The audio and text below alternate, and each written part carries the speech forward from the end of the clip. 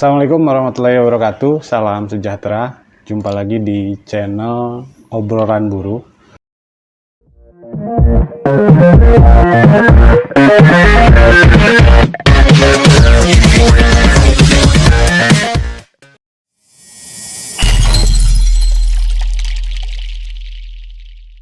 Dan saat ini saya sedang berada di Lodaya 40A atau di Sekretariat DPD KSPSI Provinsi Jawa Barat. Pemirsa, siang hari tadi atau hari ini di Balai Pengembangan Sumber Daya Manusia Provinsi Jawa Barat atau di gedung tersebut diselenggarakan rapat Pansus 3 tentang pembahasan Raperda penyelenggaraan perlindungan tenaga kerja di daerah Provinsi Jawa Barat melalui jaminan sosial ketenagakerjaan. Dan di rapat tersebut dihadirkan 3 ahli atau 3 narasumber yang memberikan masukan terkait tentang Raperda tersebut. Dan salah satunya praktisi di ketenagakerjaan yaitu Insinyur Muhammad Sidarta menjadi salah satu narasumber dalam rapat tersebut. Dan hari ini saya sedang bersama beliau untuk bertanya seputar kegiatan rapat Pansus di hari ini. Selamat sore, Pak Darta. Selamat sore, Assalamualaikum pemirsa Obrolan Buruh, jumpa kembali. Baik, hari ini rapat Pansus tentang penyelenggaraan perlindungan tenaga kerja di daerah Provinsi Jawa Barat melalui jaminan sosial ketenagakerjaan. Apa saja nih Pak yang hari ini dibahas? Ya, betul, itu Raperda tersebut memang sempat disosialisasikan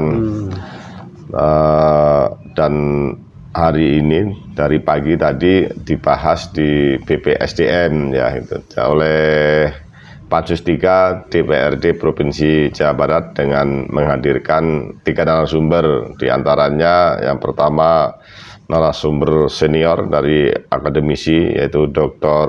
Gajali Sitomorang, terus kemudian dari Bandung juga ada akademisi Dr. Ida Susanti, dan saya diminta juga dari praktisi kan gitu, supaya Raperda tersebut komprehensif.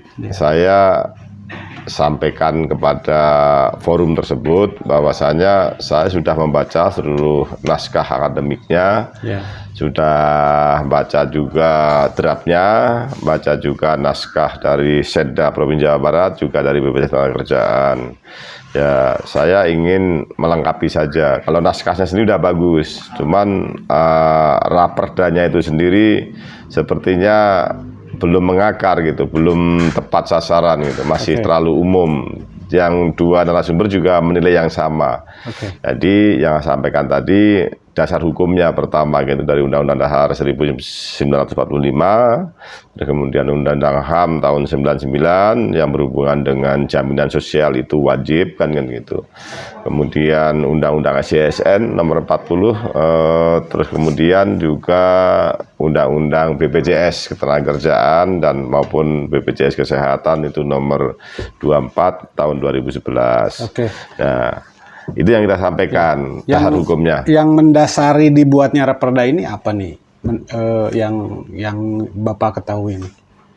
Kalau itu Jawa Barat itu kan instruksi Presiden nomor 2 bahwasanya operasional harus sampai daerah, instruksi Presiden. Jadi sebenarnya itu sudah terlambat, harusnya sudah sejak awal karena kepesertaan yang kurang atau gimana nih Pak?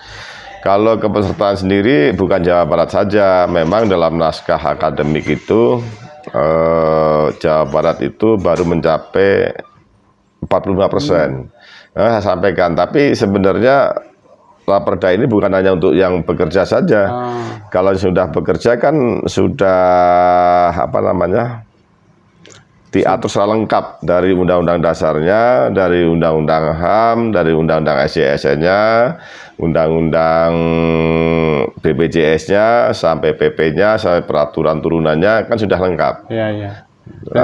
Cuman kenapa baru sampai 45%, yaitu soal pengawasan tentu kan gitu, soal ketidakpatuhan perusahaan, soal pengawasan, soal pekerja nggak melapor juga, soal kesadaran. Nah, tapi Raperda itu bukan sekedar untuk itu, bukan hanya yang pekerja menerima upah saja, tapi juga pekerja yang tidak menerima upah gitu. Oke. Gitu.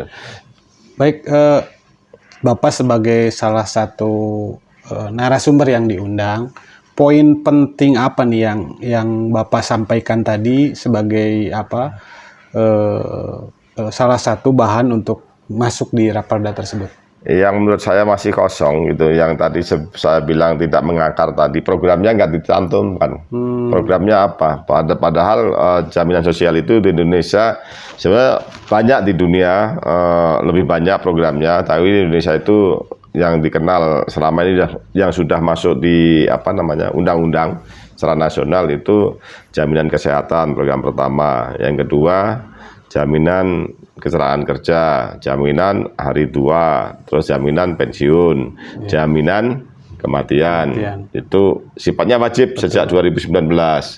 Nah, jaminan kehilangan pekerjaan ini baru-baru ini, belum masuk di undang-undang SJSN. Nah, program ini nggak ada di Raperda. Lah terus mau disasar siapa kan gitu. Yang disasar siapa? Nah, oleh karena itu saya rekomendasikan juga bukan soal programnya saja.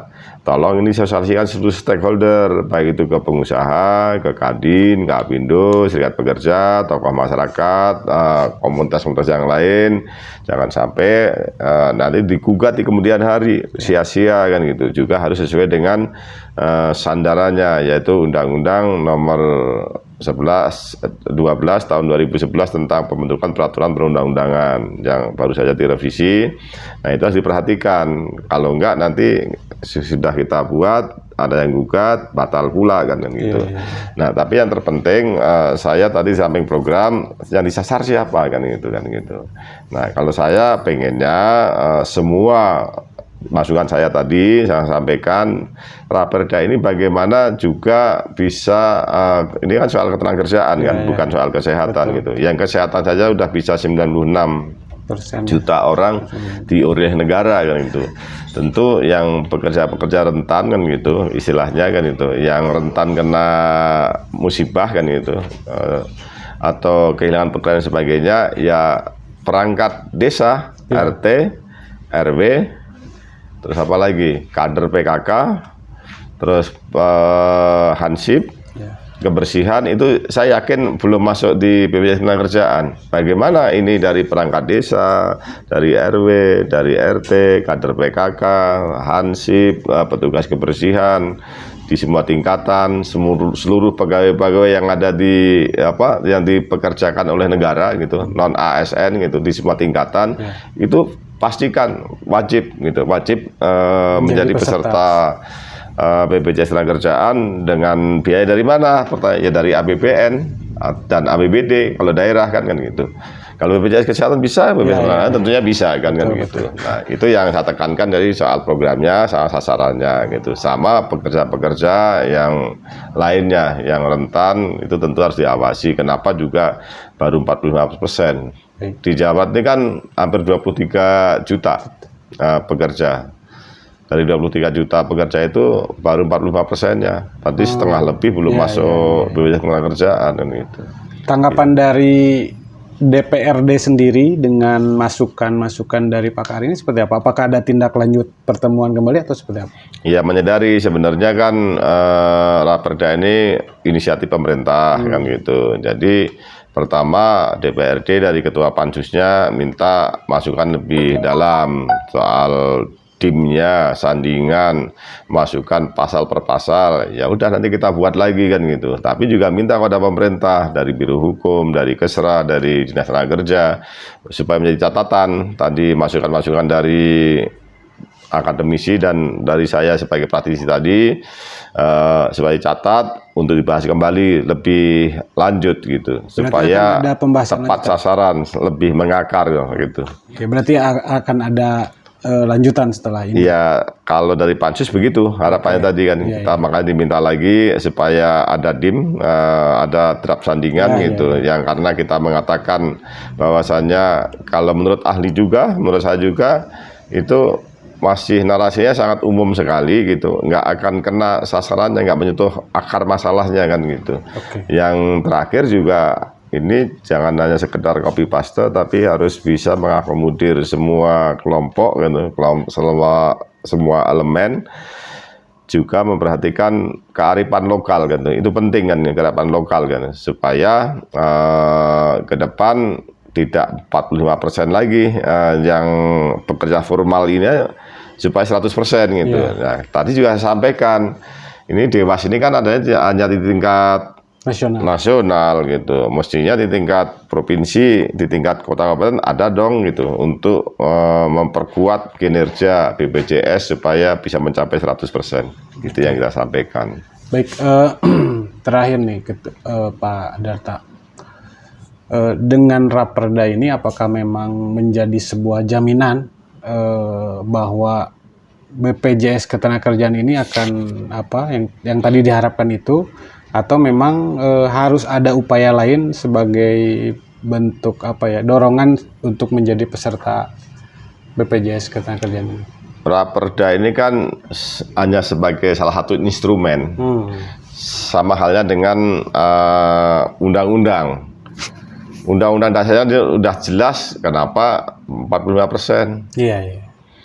Undang-undang SCS-nya udah ada, undang-undang HIM-nya udah ada, undang-undang BPJS udah ada, PP-nya udah ada. Kenapa tetap juga 45% jelas itu. Ada sanksinya juga dari lesan, administrasi, saya pencabutan izin kan gitu. Udah multi kompleks. Berarti menurut analisa Bapak sendiri permasalahan utamanya ada di mana? Ya pertama kan soal kesadaran. Soal pengusahanya sendiri, terus penegakan hukum pengawasannya, dua hal kan. Kalau sadar nggak usah diawasin, kalau nggak sadar harus diawasin kan gitu. Ya kalau saya sampaikan tadi, kenapa 45%? Ternyata juga banyak perusahaan yang nggak bayar kok BPJS kan gitu. Ada yang bayar sebagian. Padahal sanksinya sudah jelas. Sanksinya jelas, saya pencabutan izin kan gitu kan. Ini kan jadi ya tambah lagi instrumennya pakai Raperda kan gitu.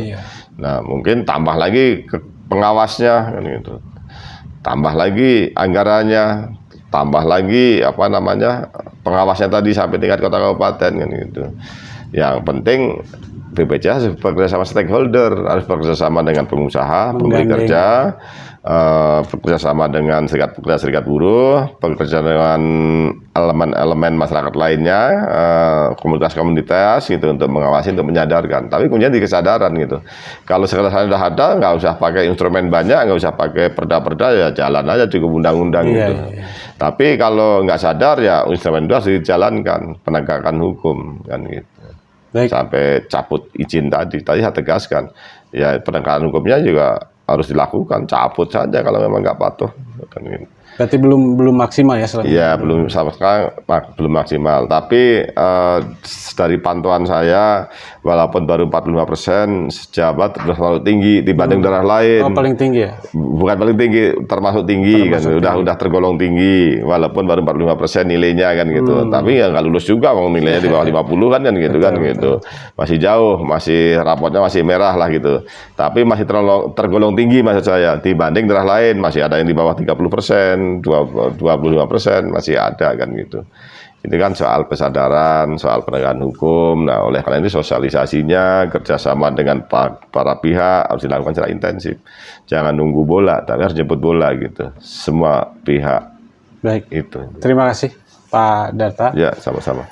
Itu tadi pemirsa ngobrol-ngobrol singkat saya dengan Pak Darta yang hari ini hadir di rapat Pansus 3 DPRD Provinsi Jawa Barat membahas terkait Raperda penyelenggaraan pelindungan tenaga kerja di daerah Provinsi Jawa Barat melalui jaminan sosial ketenagakerjaan.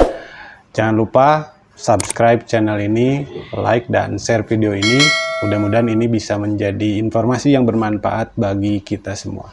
Dari Lodaya 40A, saya pamit. Wabillahi taufiq wal hidayah. Wassalamualaikum warahmatullahi wabarakatuh. Waalaikumsalam warahmatullahi wabarakatuh.